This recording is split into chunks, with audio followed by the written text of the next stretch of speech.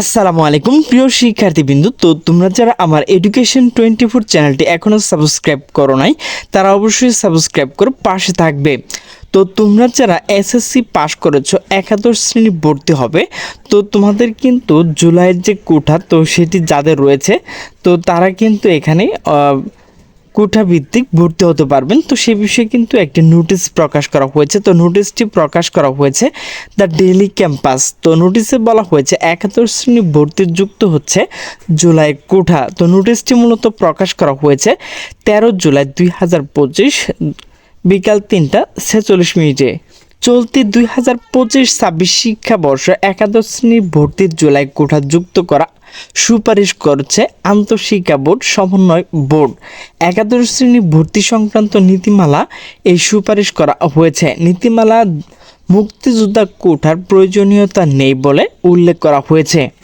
শিক্ষা মন্ত্রণালয় মাধ্যমিক ও উচ্চ মাধ্যমিক শিক্ষা বিভাগে একটি সূত্রে দ্য ডেইলি ক্যাম্পাসকে জানিয়েছে জুলাই কোটা রাখার বিষয়ে ইতিবাচক। তারা দ্রুত সময়ের মধ্যে আলোচনা করে একাদশ শ্রেণীর ভর্তি নীতিমালা চূড়ান্ত অনুমোদন দেওয়া হবে।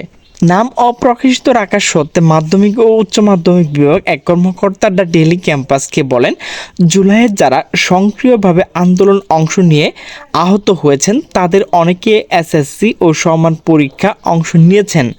চিকিৎসাধীন অবস্থা থেকেও কেউ কেউ এসএসসি পরীক্ষা অংশ নিয়েছে।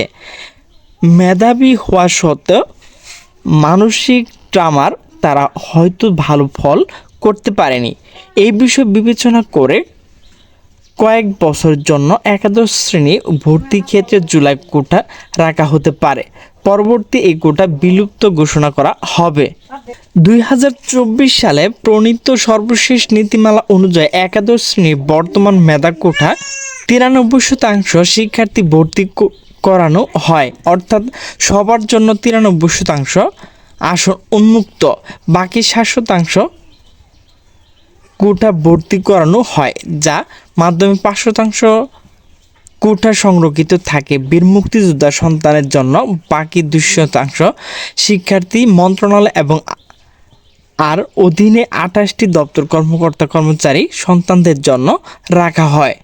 তো প্রিয় শিক্ষার্থীবৃন্দ, তোমরা যারা এসএসসি পরীক্ষার্থী রয়েছে, তো তোমরা যারা জুলাই আন্দোলনে আহত হয়েছ, তো তোমাদের জন্য কিন্তু কোটা নির্ধারণ করা হয়েছে। তো প্রিয় শিক্ষার্থীবৃন্দ, আমার ভিডিওটি যদি ভালো লাগে তাহলে অবশ্যই লাইক কমেন্ট শেয়ার করবে।